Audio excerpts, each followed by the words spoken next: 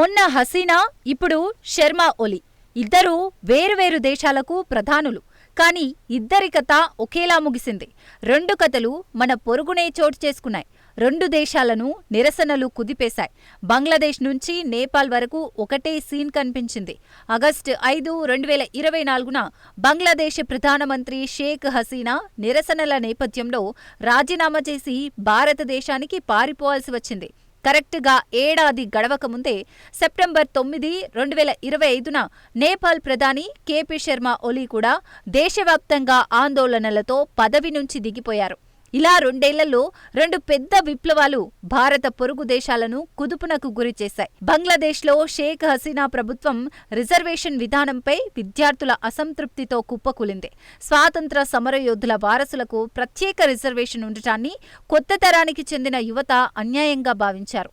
ఉద్యోగ అవకాశాలు తగ్గుతాయని భావించి విద్యార్థులు వివక్షకు వ్యతిరేకంగా దేశవ్యాప్తంగా పెద్ద ఉద్యమాన్ని ప్రారంభించారు. ఆందోళనకారులపై ప్రభుత్వం దారుణంగా అణిచివేత జరిపినా 1500 మందికి పైగా మరణించినా నిరసనలు ఆగలేదు. చివరికి నిరసనకారులు ప్రధానమంత్రి నివాసాన్ని ముట్టడించడంతో హసీనా రాజీనామా చేశారు. నేపాల్లో పరిస్థితి భిన్నంగానే మొదలై దాదాపు అదే రీతిలో ముగిసింది.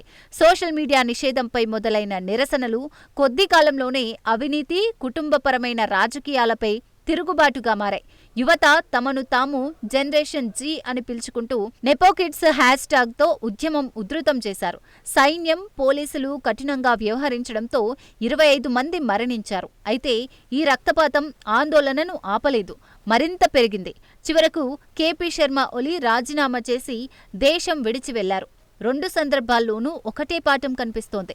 బ్రూట్ ఫోర్స్తో ప్రజా ఉద్యమాలను ఆపలేరని స్పష్టమైపోయింది. మరణాలు, అణిచివేతలతో యువత వెనకడుగు వెయ్యదని తేలిపోయింది. బంగ్లాదేశ్లోనూ నేపాల్లోనూ చివరికి అధికారంలో ఉన్నవారు గద్దె దిగాల్సిందేనని రుజువైంది.